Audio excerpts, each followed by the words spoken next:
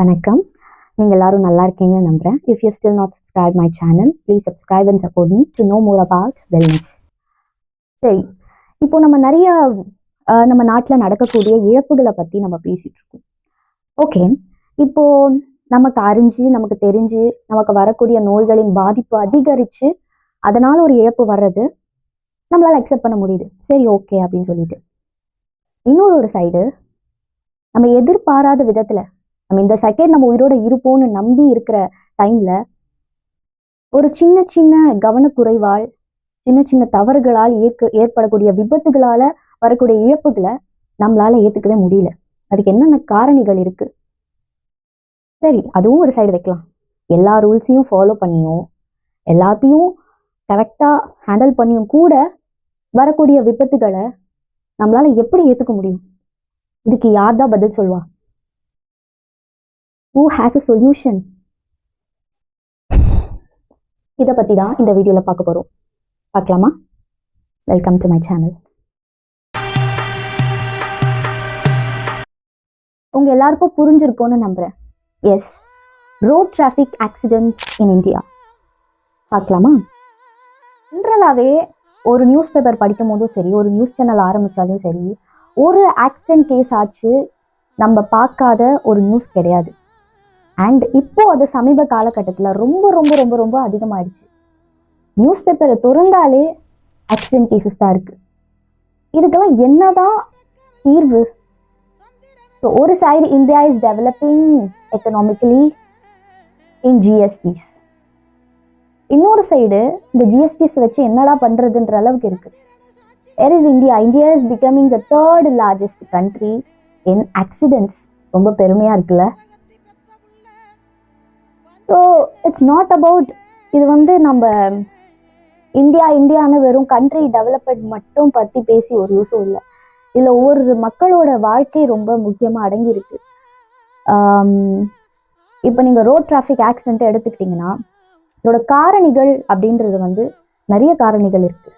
ஒன்று, ஃபர்ஸ்ட் நம்ம தவறால் வர்றது. So on our mistake.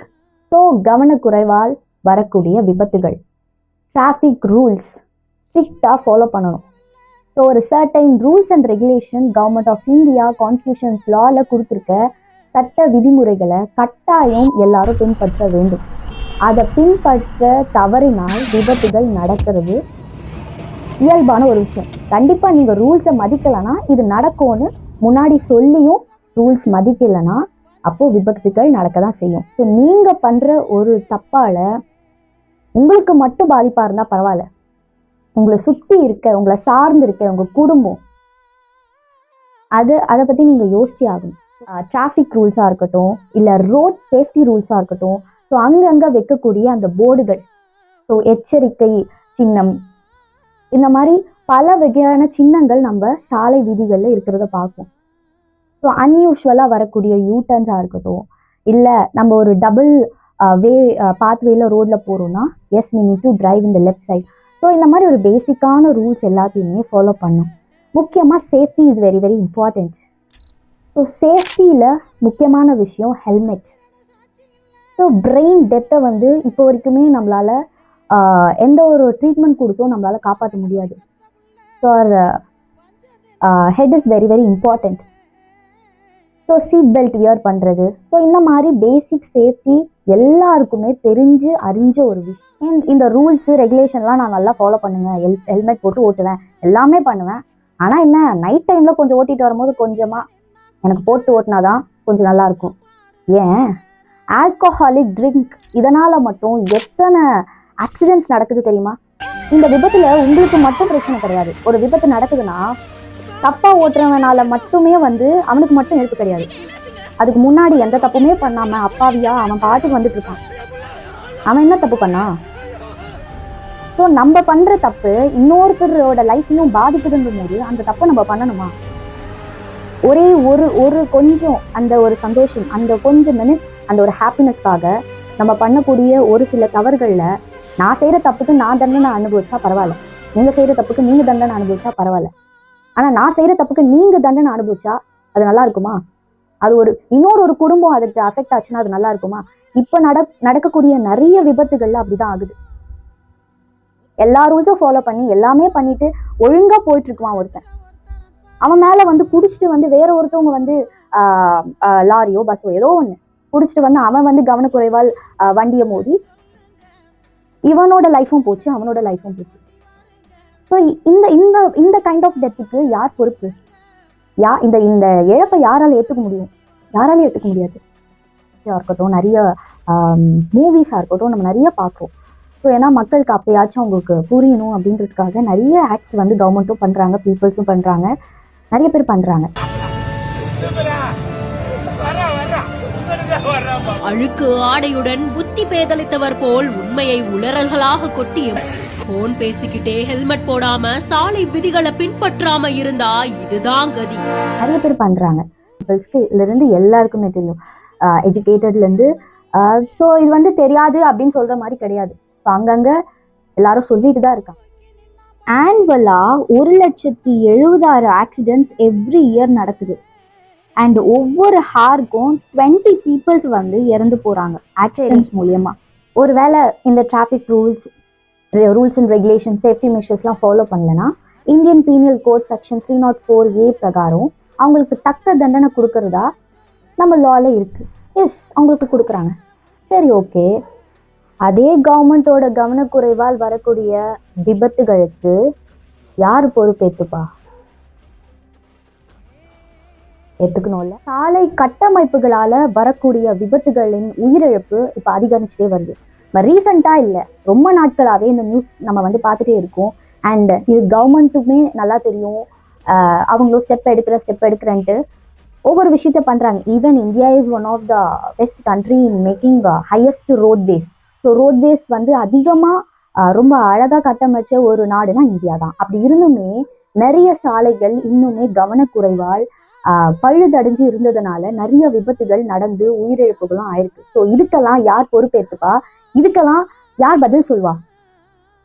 National highway, state highway, district road, rural road, urban road அப்படின்னு சொல்லிட்டு. ஸோ இதுல நேஷனல் ஹைவேஸை மட்டுமே, ஸோ எல்லாத்துலேயுமே எக்கனாமி தான். அஃப்கோர்ஸ் நீங்க இந்த கண்ட்ரின்னு இல்லை, இந்தியான்னு இல்லை, எந்த கண்ட்ரி எடுத்துக்கிட்டாலும் அவங்களோட ரோட்ஸ் ஓட ஃபெசிலிட்டிஸ் வச்சு அவங்களுக்கு ஒரு ப்ராஃபிட் இருக்கும். ஸோ இப்போ நீங்க நேஷனல் ஹைவேஸ்ன்னு எடுத்துக்கிட்டீங்கன்னா, நேஷனல் ஹைவேஸ்ல நடக்கக்கூடிய ஆக்சிடென்ட்ஸை விட ரூரல் அண்ட் அர்பன் ஏரியாஸ்ல நடக்கக்கூடிய ஆக்சிடென்ட்ஸ் ரொம்ப அதிகம் ரோட் ஃபெசிலிட்டிஸ்னால. பிகாஸ் நேஷனல் ஹைவேஸ்ல முக்கால்வாசி ரோட்வேஸ் எல்லாமே ரொம்ப ரொம்ப ப்ராப்பரா வந்து கட்டமைச்சிருப்பாங்க. எக்ஸாம்பிள் வந்து பாத்தீங்கன்னா, அந்த ரோட்வேஸை மட்டும் பிட்டுமினஸ் கான்கிரீட் அப்படின்னு சொல்லக்கூடிய கான்கிரீட்ல கட்டமைச்சிருப்பாங்க. பிகாஸ் அந்த ரோட்வேல தான் இம்போர்ட் எக்ஸ்போர்ட் எல்லாமே இருக்கும். ஸோ ஒரு ஸ்ட்ராட்டஜிக்கலா ஒரு பிஸ்னஸ் ஐடியால ஒரு எக்கனாமிக்கல் இம்ப்ரூவ்மெண்ட்னால ஓகே, அதெல்லாம் ஒரு சைடு இருக்கட்டும். But minister of road and transport Nitish Pandey 25 crores per kilometre வந்து ஒரு road transport and road facilities அமைக்கிறதுக்காக செலவு பண்ணுறதா சொல்கிறாங்க. Okay, fine. But even though still many roads are underdeveloped. So நீங்கள் ஒவ்வொரு ரூரல் அண்ட் அர்பன் ஏரியாஸில் போய் பார்த்தீங்கன்னா இன்னமும் ஒரு சரியான ரோட் ஃபெசிலிட்டிஸ் இல்லாமல், ஒரு ஸ்ட்ரீட் லைட் இல்லாமல் எவ்வளோ ஆக்சிடென்ட்ஸ் நடக்குது தெரியுமா? முக்கியமாக இந்த ரெய்னி சீசனில் நம்மளே நிறைய நியூஸ் பார்த்துருக்கோம். ஸோ தண்ணி தேங்கி போய் நிறைய ஆக்சிடென்ட்ஸ் நம்மளால் கண்ணால் பார்க்க முடியுது. இந்த 2024 மட்டும் எவ்வளோ ஆக்சிடென்ட்ஸ்ங்க. நீங்கள் அவ்வளோ ஒரு வருஷத்துக்கு எடுத்துக்க வேணாம், ஒரு நாளைக்கு நீங்கள் எடுத்தீங்கன்னா ஒரு ரோட் ஃபெசிலிட்டி சரியில்லாததுனால எவ்வளோ ஆக்சிடென்ட்ஸ் நடக்குது தெரியுமா? ஒன்றும் இல்லை, ஒரு 20 வயசு பொண்ணு ஆற்காடு பக்கத்தில் ஒரு பஸ்ஸு வந்து ஒரு பிரேக்காக நிப்பாட்டிருக்காங்க. ஸோ டீ சாப்பிடுவோம் என்னமோ, அந்த பொண்ணு ஜன்னல் ஓரமாக இருக்குது. அங்கே கழண்டி இருந்த ஒரு மின்கம்பம். ஸோ மின்கம்பம் அந்த பொண்ணோட அந்த பஸ்ஸில் பட்டு அந்த பஸ்லேருந்து அந்த பொண்ணுக்கு பரவி அந்த மின் பாய்ச்சலால் அந்த பொண்ணு இறந்து போகுது. ஸோ இதுக்கு யார் காரணம் சொல்வீங்க? அவர் பிரேக்குக்காக டீ சாப்பிட நிற்க வச்சாரு, அவரை காரணம் சொல்வீங்களா? இல்லை பஸ்ஸு அங்கே நின்றுச்சு அது தப்பு சொல்வீங்களா? இல்லை அந்த பொண்ணு ஜனரோலமாக தூங்கி நின்றுச்சு அது தப்பு சொல்வீங்களா? ஸோ நம்ம ஒரு சின்ன சின்ன விஷயங்களை வந்து கவனக்குறைவால் விடுறதுனால எவ்வளோ பிரச்சனை நடக்குது தெரியுமா? ரோட்டில் ஒரு மண்ணு கொட்டி வைக்கிறதுலேருந்து ஒருத்தர் வந்து மேலே போய் கரண்ட் கம்பத்தில் ஏறி ஏதோ ஒரு வேலை செய்கிறாருன்னா அவருக்கு ஃபுல் சேஃப்டி கொடுக்க வேண்டியது ரொம்ப ரொம்ப முக்கியம். ஒரு சின்ன ஒரு ஃப்ராக்ஷன் ஆஃப் செகண்டில் கொஞ்சம் மிஸ் ஆனால் ஆல் ஸ்பாட் அவுட்டு. அந்த இழப்பை உங்களால் ரீகெயினே பண்ண முடியாது. 10 லட்ச ரூபாய் 10 கோடி ரூபாய் பணம் கொடுத்தாலும் போன உயிர் போனது தான். ஸோ நான் தப்பு செஞ்சோ இல்லை நீங்கள் தப்பு செஞ்சோ வரக்கூடிய இழப்புகளை ஏற்றுக்கலாம். தப்பே நீங்கள் செய்யாமல் எல்லாத்துக்கும் டேக்ஸ் கட்டி, ரோடுக்கு டேக்ஸு, உட்கார வீட்டு டேக்ஸு, தண்ணிக்கு டேக்ஸு, கரண்ட்டுக்கு டேக்ஸு, எல்லாத்துக்குமே டேக்ஸுன்னு கட்டியும் கூட ஒன்றுத்தையுமே நம்மளுக்கு கரெக்டாகவும் கிளியராகவும் கொடுக்க முடியாத ஒரு இடத்துல கவர்மெண்ட் நிற்கும் போது இது யார் கேள்வி கேட்பா? நம்ம தான் கேள்வி கேட்டாகணும். ஒரு ரோட் சேஃப்டி அப்படின்னு எடுத்துக்கிட்டாலே 4 ஈஸ் வந்து ஞாபகம் வச்சுக்கோங்க. எஜுகேஷன், அந்த ரோட் சேஃப்டி பற்றி எல்லாருக்கும் எஜுகேட் பண்ணணும். ஸோ அது நம்ம ஸ்கூல் புத்தகத்திலேருந்தே அது next enforcement, 3rd engineering, 4th environment. So இதில் 3வது இடத்துல என்ஜினியரிங்கிற ஒரு விஷயம் இருக்குது. ஸோ இன்னைக்கு நம்ம எவ்வளவோ பார்க்குறோம், கட்டின 10 நாள்லேயே பிரிட்ஜு கீழே விழுந்துருது. ரோடு கையால் இது பண்ணி எடுக்கிறாங்க. அந்த அளவுக்கு ஒரு மட்டமாவா கட்டுவீங்க? ஒவ்வொரு ஏரியாவுக்கு ஏற்ற மாதிரி ரோடு ஃபெசிலிட்டிஸ்லாம் போடுறது உண்டு. ஸோ இந்த நாட்டில் எவ்வளோ வேலைவாய்ப்பு இல்லாமல் சுற்றிட்டு இருக்காங்க. வேலை செய்யறதுக்கு ஆள் இல்லை. Unemployment is becoming more high rate. But still there is no a proper infrastructure, proper man force அப்படின்னு தான் சொல்லுவாங்க. இன்றைக்குமே நீங்கள் ஜப்பான் நாட்டிலலாம் போனீங்கன்னா ஒரு ரோடு இடிஞ்சு விழுந்துச்சுன்னா ஒரு ஃப்ராக்ஷன் ஆஃப் செகண்ட், ஒரு 1 hour, half an hour அந்த ரோடை திருப்பம் வந்து சரி செஞ்சுருவாங்க. So it's not comparing with other country. But ஏன் அப்படின்ற ஒரு கேள்வி தான், ஒரு ஆதங்கம் தான். ஏன் நாங்கள் என்ன பண்ணோம்? ஸோ ஒரு நார்மலான விஷயம் தான், ஒரு மாச கணக்கில் ஆக்குறது.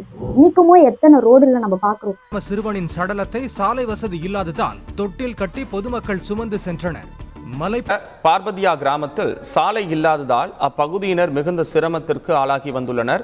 கரடு முரடான பகுதி எவ்வளோ பழுதடைஞ்சு இருக்கு.